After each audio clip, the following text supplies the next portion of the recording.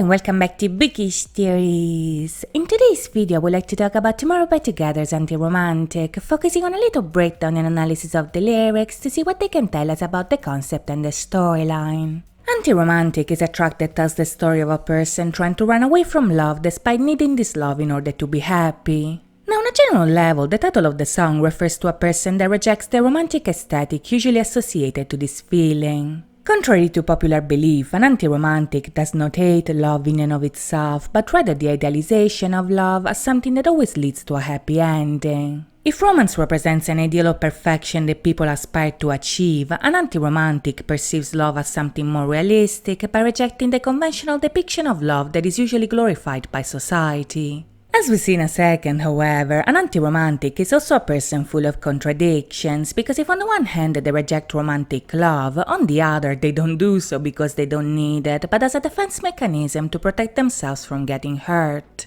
You see, in order to understand what the song is really about, the first thing that we need to point out is that in this context, an anti-romantic is a person who is disillusioned by love. They don't believe in romance because love hurt them in the past, so now they pretend like they don't care because rejecting love is easier to be rejected in their own right. At the beginning, for instance, the song tells us that the boys don't know who loves them and they don't care to know because it's a waste anyway. Now, right off the bat, this is very telling because the opening lines are a straight up lie. Even if they say that they don't care, the point is that they do care but pretend not to because it's easier that way. As they say themselves right after, the boys are scared of the romantic feelings that they feel because even if they want to love, the experiences that they had in the past made them lose trust in romance. To them, love is sweet and bitter like chocolate, but instead of focusing on the sweetness of it like many people would, the boys only think about the bitter aftertaste that stays in your mouth after the sweetness is gone. Now, these lines here actually tell us a lot more than what it seems, because by focusing on the aftertaste instead of the actual taste of love, the song is essentially showing us a moment of a person's life that comes right after the sad ending of a relationship. Even if they loved in the past and experienced the sweetness of this feeling, now they only remember the bitterness that lingers after the breakup, so they think it's stupid to like love songs and rom-coms because their life looks like a sad movie instead. The tears that they see in a sad film are more realistic than the romance that is portrayed in love songs, because even if they know the sweetness of the promises being made, they also know the heartbreak that they felt when these promises were broken. Because of that, the boys have become anti-romantics, which are people who want to run away from love because they lost trust in this feeling and now are disillusioned by romance. As we see in the lyrics, the boys are scared to love again, not because they hate love to begin with, but because they associate it to pain instead of happiness. This is something that terrifies them because from their perspective, love is something brutal. It's not something romantic like people say, but rather something that gives the illusion of happiness only to take it away as soon as their lover leaves them, so their solution is to leave first because that's the only way they can protect themselves from this pain. Even if they want to run away, however, the heart is going into the opposite direction because in the song the boys feel love as soon as the other person comes into their life. Despite the fear and the pain, the heart wants what it wants. They feel inebriated by it and they compare their lover to champagne, and this is because their defenses are lowered the moment the other person is close to them. This love intoxicates them to the point that they feel drunk because of it, but once again, instead of lingering in this feeling, they immediately think of the hangover that this intoxication will cause, so they reject their lover before this new romance can hurt them like it did in the past.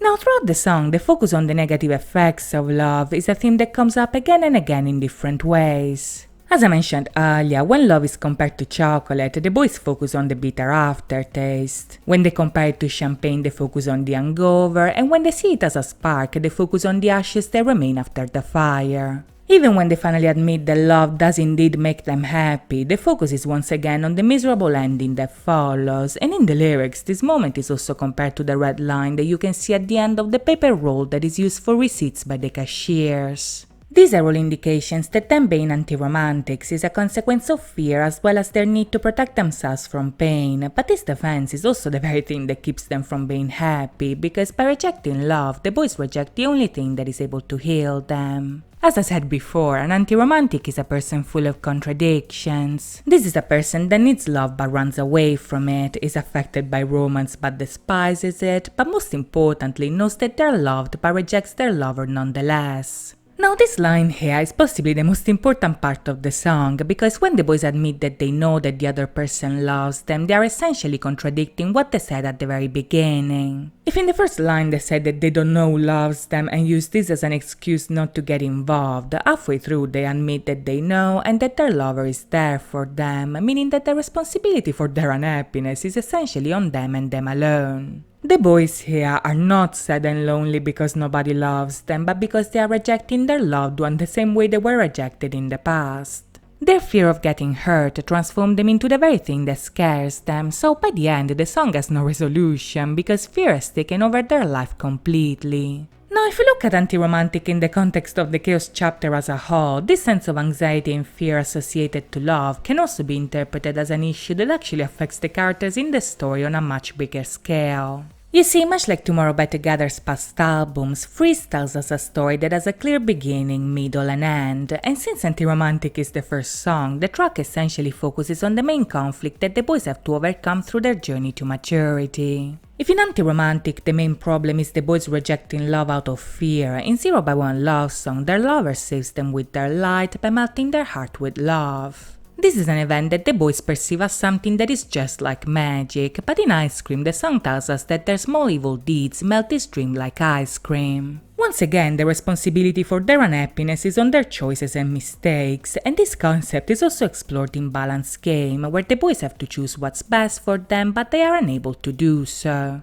This leads them to run away in a world with no rules, where the characters can do whatever they want and dance until they can't, but their indecision yet again leads them to freeze, because without any direction in life, the boys essentially get lost within themselves. In Dear Sputnik, they finally realize their mistake and understand that their loved one is the satellite that they need in order to find themselves, but in Frost we see that it's too late for that, because the boys are so overcome by chaos that even their magic island has become a place filled with anxiety. This essentially means that no matter how much they want to run, you can never run away from yourself, so the main problem that they portrayed in Anti-Romantic is an issue that follows them because it starts from them and them only. Their failure in their story is something that the boys have to blame themselves for, because even if they had the key to happiness, they threw it away out of fear and immaturity and keep doing so consistently.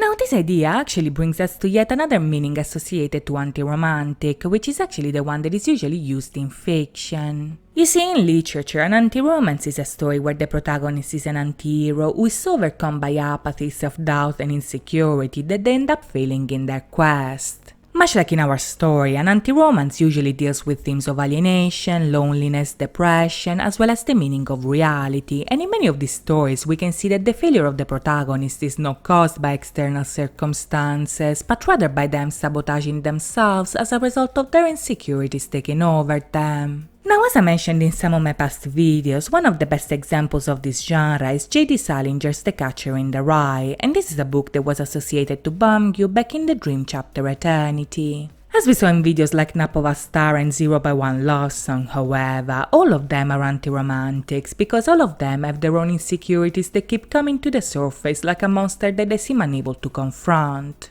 Even if in Napova Star we saw that their friendship is the solution to the problem, like love is the solution in this comeback, Anti-Romantic also shows us that in order to save yourself, you have to be the first person to make the effort to grow and change. Up to this point, however, we are not there yet, because the Chaos chapter Freeze ends with them being frozen in the very dream that they used to run away to. You see, Anti-Romantic is a song that to a certain extent showed us the main conflict in the story, which is not the one that the boys have with each other, but the one that they have to face within themselves. But to know how things will play out, we'll have to wait and see. In the meantime, I hope you guys enjoyed this video, and if you did, please think about liking and subscribing. As always, thank you so much for watching, guys. I'll see you next time. Bye bye!